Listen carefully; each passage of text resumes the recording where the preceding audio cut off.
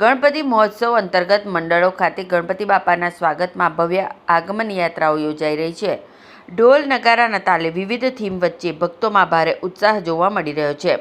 ત્યારે અંકલેશ્વરના સ્ટેશન વિસ્તારમાં આવેલા ટાંકી ફળિયામાં સરકાર ગ્રુપ દ્વારા શ્રીજીની ભવ્ય પ્રતિમાનું સ્વાગત અને આગમન કરવામાં આવ્યું હતું. આ આગમનથી શ્રીજીના દર્શન માટે હજારોની સંખ્યામાં શ્રદ્ધાળુઓ ઉમટી પડ્યા હતા. સમગ્ર માર્ગ ભક્તોથી ઉભરાઈ ગયો હતો અને જનમેદનીનું ઘોડાપૂર જોવા મળ્યું હતું. વાતે ગાતે અને ડીજેના તાલે શ્રીજીની સવારીનું શાહી પ્રસ્થાન કરવામાં આવ્યું હતું. આગમન યાત્રામાં નરસિંહમાં થીમ અને 1001 દીવડાની આરતીએ ભારે આકર્ષણ જમાવ્યું હતું. યાત્રા દરમિયાન ટ્રસ્ટમાં અચાનક આગનું ચમકલું થયું હતું. જોકે આયોજકોએ આગ ઉપર કાબૂ મેળવ્યો હતો. આગમન યાત્રામાં જિલ્લા ભાજપ પ્રમુખ પ્રકાશ મોદી ઉપસ્થિત રહ્યા હતા.